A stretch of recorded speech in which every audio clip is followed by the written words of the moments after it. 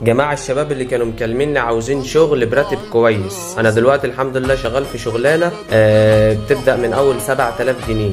لا والله بتبدأ من اول 7000 جنيه فعلا، بس الشرط الوحيد اللي انت توافق على متطلبات الشغلانة، الا وهي انك تكون كرييتيف، عنيد، مطيع، دموي، انك تكون صبور، ودود، لطيف، عفيف، شريف، مطيف، لطيف، ظليف، وجدع. طيب تقول اه لو هم عايزينك تقول اه، وتقول لا لو هم عاوزينك تقول لا. ما تتعصبش على حد لو هنك بامك، ما تعرفش حاجه اسمها ما اعرفش، ما تعرفش حاجه اسمها مستحيل اصلا. وتكون دمك خفيف، تقيل، دبش، طوب، مرزب، عجل، بتلو، سمين، ما تعرفش حاجه اصلا. وتكون بتعرف تشتغل تحت ضغط، يعني في الصيف تلبس شتوي وفي الشتوي تلبس صيفي. ولازم يكون عندك قوة تحمل، لو ضربت بالجنزير تتحمل، لو ضربت بالخرطوم تتحمل. تكذب لو طلب منك تكذب وتقول الحقيقة لو طلب منك تكذب. تحلف لو طلب منك تحلف، تغسل لو طلب منك تغسل، وترقص لو طلب منك ترقص. وتكون غني وعليك ديون، تصاحب اندرتيكر وتصالح تامر حسني على مراته، هيطلعوا عين امك، هيسحلوك، هيرممرمطوك، هيهددوك بقتل اهلك تستحمل. هيولعوا لك في عربيتك لو عندك عربية، المدير مش هيلاقي الطفاية هيطفي سجاير في قفاك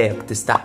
وتعمل لايك وشير وتكتب كومنت وتعمل اشتراك في القناة. وفي النهاية لو جيت حسبت كل ده مش هتلاقي ده كله اي حاجة جنب انك هتاخد راتب 7000 جنيه. والسلام عليكم ورحمة الله وبركاته.